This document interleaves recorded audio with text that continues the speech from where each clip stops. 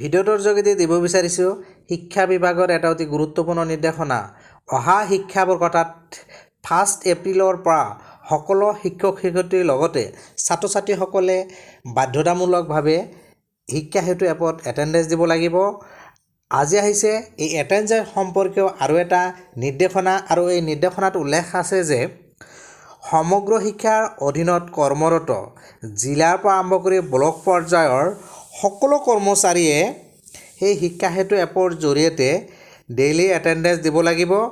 ইয়াৰ বাবে সকলো কৰ্মচাৰীয়ে এই শিক্ষা হেতু এপত ওৱান টাইম ৰেজিষ্ট্ৰেশ্যন কৰিব লাগিব আৰু দৈনিক দুবাৰ ইন টাইম আৰু আউট টাইম দিব লাগিব। এইখন হৈছে order office of the mission director সমগ্ৰ শিক্ষা। In order to maintain uniform attendance system, all the employee engaged under Samagro Shiksha Assam from district to block level অৰ্থাৎ জিলাৰ পৰা ব্লক পৰ্যায়ৰ সকলো কৰ্মচাৰী are here directed to compulsory give the daily attendance through Shiksha Setu app only with effect from 1st April 2024. All the employee will do the one-time self-registration in the Shiksha Setu and mark the daily attendance twice as in time and out time. অৰ্থাৎ এই সকলো কৰ্মচাৰী in time আৰু out time দিব লাগিব। ইয়াৰ বাবে one time self registration কৰিব লাগিব।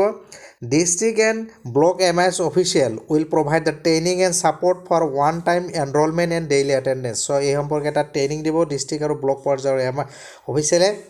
মই এই ভিডিঅ'টোৰ যোগেদি গুৰুত্বপূৰ্ণ খবৰটো জনালোঁ যে শিক্ষক তথা ছাত্ৰ ছাত্ৰীৰ লগতে ডিষ্ট্ৰিক্ট আৰু ব্লক পৰ্যায়ৰ সমগ্ৰ শিক্ষাৰ অধীনৰ সকলো কৰ্মচাৰীয়ে 1 এপ্ৰিলৰ পৰা ডেইলি ইন টাইম আৰু আউট টাইম এটেণ্ডেন্স দিব লাগিব। ভিডিঅ'টো এইখিনি আছিলে। ধন্যবাদ।